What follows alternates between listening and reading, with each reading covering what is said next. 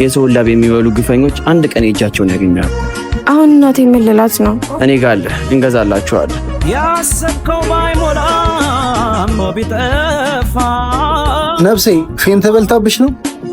አይ የለም ጠጥታብኝ ነው። ምን አልሽኝ?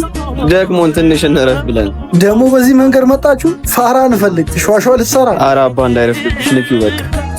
ቸልቲን እዛው የሩዝ ማሳ ውስጥ አድርገዋ። ታዲያ በሽተኛ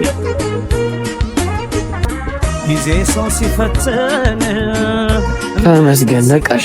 እኔ ደግሞ በዛው ይጫርሽ መስሎኝ። ማለት ምንድነው? ምን አድርገኝ ነው? ኧረ ቀስ ቆንጂት፣ በጥያቄ አጣደፍሽኝ እኮ።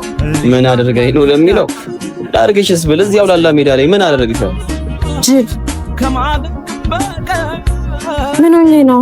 እየመጣሽ እኔ ጋር ስትደርሺ ሻፍደሽብኝ ነው መሰለኝ። ጥግ ብለሽ አይተሽ ላጣላልሽ ኦናና ምስጋና ይጣ ተወርውሬ ቀለብኩሻ።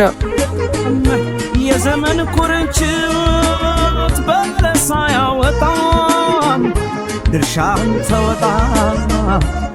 ግን ከዚህ በፊት እንደዚህ አድርጎሻል ወይስ አጋጣሚ? ከዛሬ በፊት እንደዚህ ሆኜ አላውቅም።